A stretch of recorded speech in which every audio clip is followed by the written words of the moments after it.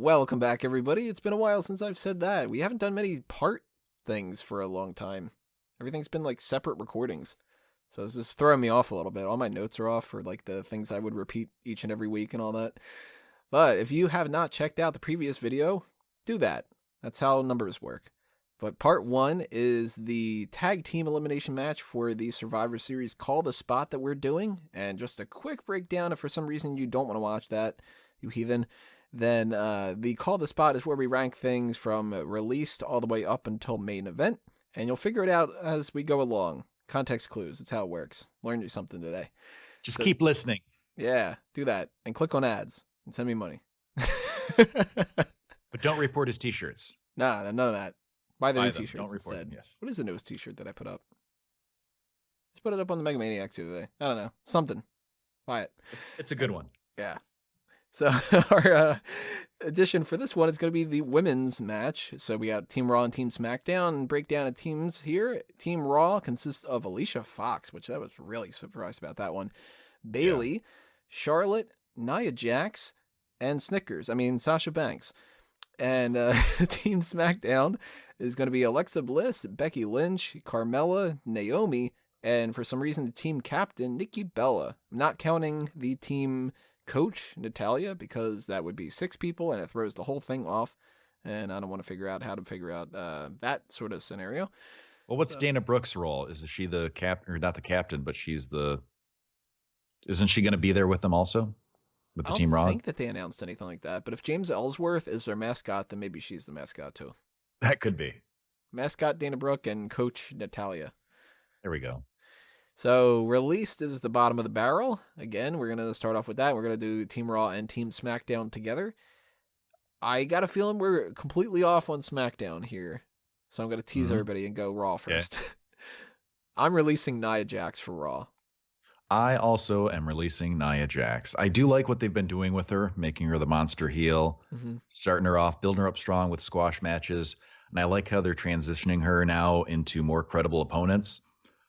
But of the 5 of them, she's the weakest worker. So it's got to be her. That's the same rationality I had. It's something where I don't dislike Nia Jax. I make fun of her and pick on her all the time, but I don't dislike her. And I think she's got a lot of upsides, but she's not good.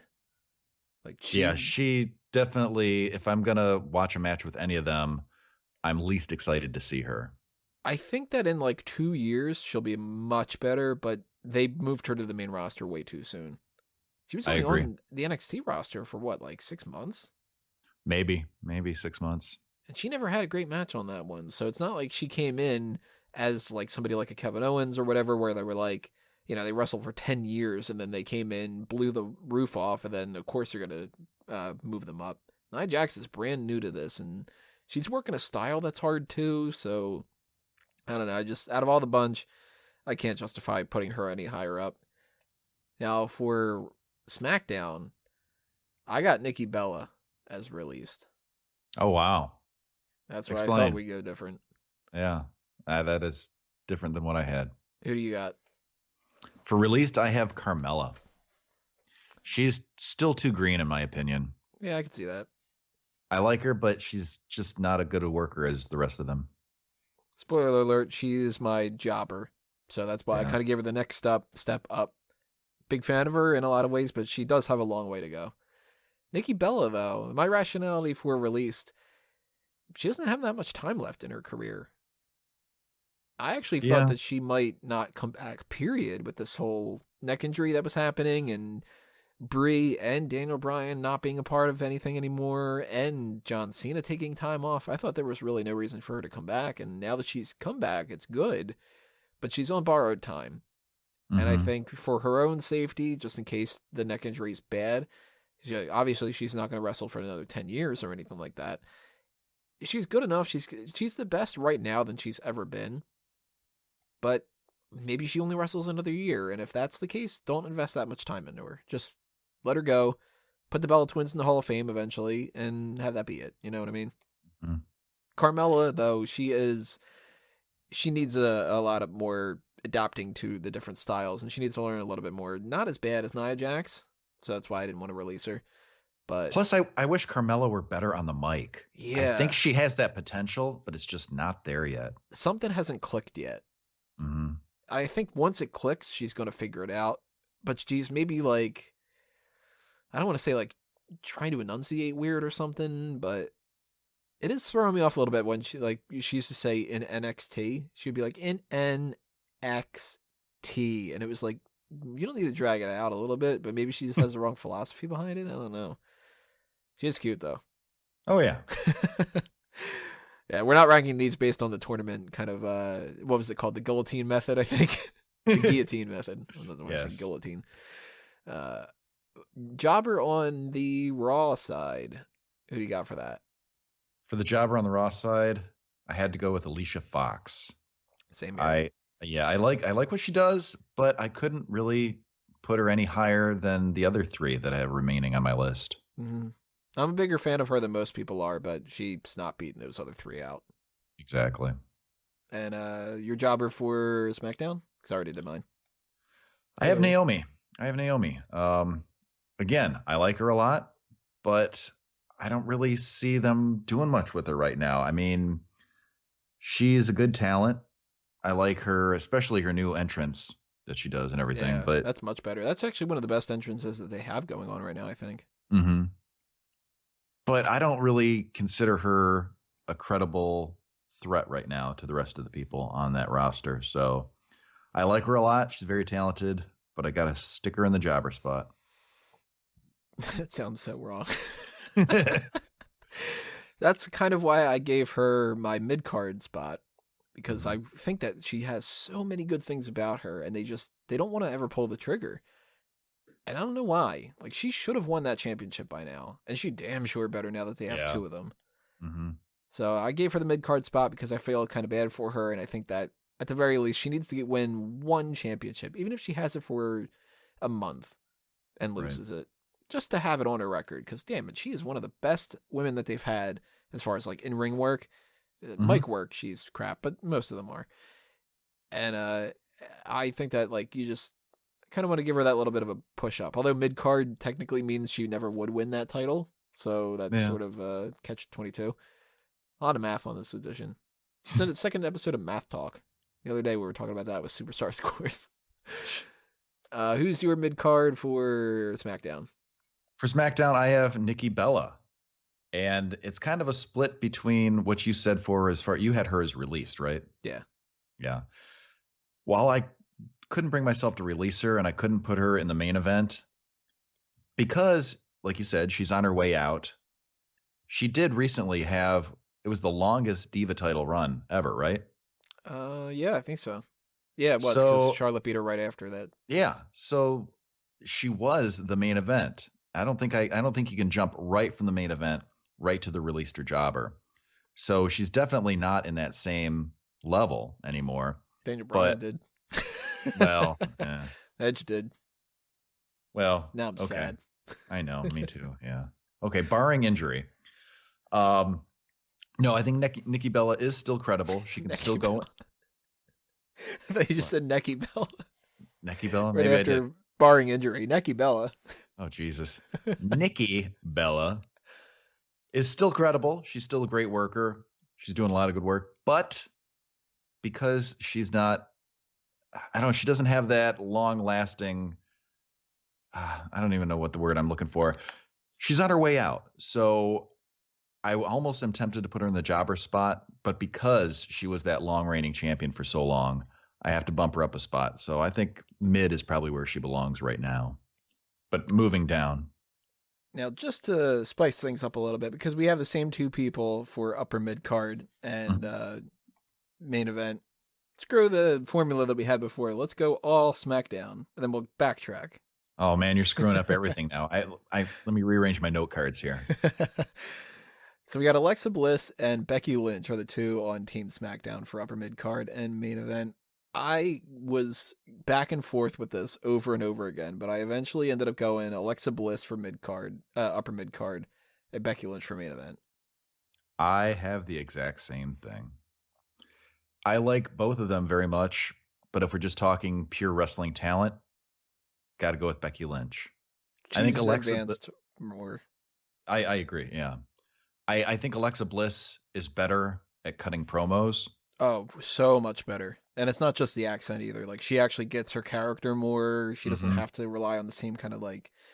I mean, there's like generic phrases in wrestling you hear constantly. The whole like, and I'm gonna fight back and whatever, and you kind of just ignore them over the time. But Alexa, even like the other day when she did that whole like, wait, stop, hold on to that thought, that kind of a thing. It was like, cool.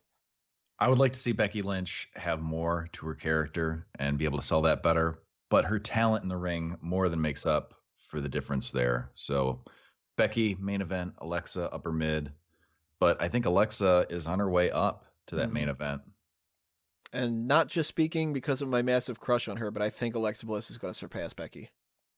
Oh, yeah, I could see that. I don't think she's there yet, but I could see it. Mm-hmm. So here's where things get interesting. We're going to go back to Raw here. Mid-card, upper mid-card, and main event for Bayley, Charlotte, and Sasha Banks. This may have been the hardest trio out of all the bunch to do for all these different call the spots. You think? I couldn't figure it out for the life of me, and I ended up going with something that it kind of like doesn't settle well with me. I went Sasha Banks mid-card, Bayley upper mid-card, and Charlotte main event. Really? And I hate that I did, because I don't like Charlotte anywhere near as much as Sasha Banks and Bayley. I thought when I was first making up this whole list, I was like, oh, I'm going to put Bayley in the main event. And then I started thinking about it. Sasha Banks, we don't know what's going on with her injuries. Mm-hmm. And so far, she had this build up to winning the championship at WrestleMania, and they didn't do it. And then they spent a couple months, and then she kind of like took a little bit of time off or whatever, came back, won the championship, lost it very soon afterward because they thought she was injured. Right. Then she wins the championship again because she's not really all that much injured, and then she loses it again. And I'm starting to think Sasha Banks wins it on Raw, and then Charlotte wins it at the next pay-per-view. Yeah, that's how it works. I don't know if they're doing that because she's got something wrong with her, or if they don't really like her that much, or what, but they're killing her credibility. Yeah, it's not helping her. And then I started thinking when I was going with that, and I kind of put Sasha in the mid-card spot, I was like, well, you know what, if they're killing her credibility, and they're doing it to, not to spite her, but to benefit Charlotte, Charlotte's the one now. Like, she's better than Bayley at the moment. Bayley is more entertaining to watch. They're both awful on the mic. Mm-hmm. But Charlotte's she's got an edge on Bayley right now, and eventually Bayley is going to be far better than Charlotte, I think. But they're really giving Charlotte that main event push, and it's hard to ignore. For me, it was really tough putting Bayley in the mid card because that's where I put her. She eventually will be the main eventer, but I couldn't put her there yet. And I think upper mid, when we're looking also at Charlotte and Sasha, I don't think Bayley is above them yet. So I had to put Bayley in the mid card. Makes sense. If we go back to this in, maybe a year or two, I'm sure this is all going to change. Bayley, I'm sure, will have moved up. But right now, I got to put Bayley in the mid card. She's the newest one on that roster. She has a lot of credibility in NXT, but I think not all of it carried over to Raw. So until she makes more of an established character, I have to keep her in the mid card. The crowd loves her. She's so over. That's something that carried over. Was that song? But I still don't think that's enough to make up for it right now to put her in, definitely not in the main event. And I would say not even in the upper mid when we're talking about Charlotte and Sasha. So I got Bayley in my mid, my upper mid, Charlotte, my main event, Sasha. Now, they're both excellent workers. I'm not as down on Sasha as you seem to be in your explanation there.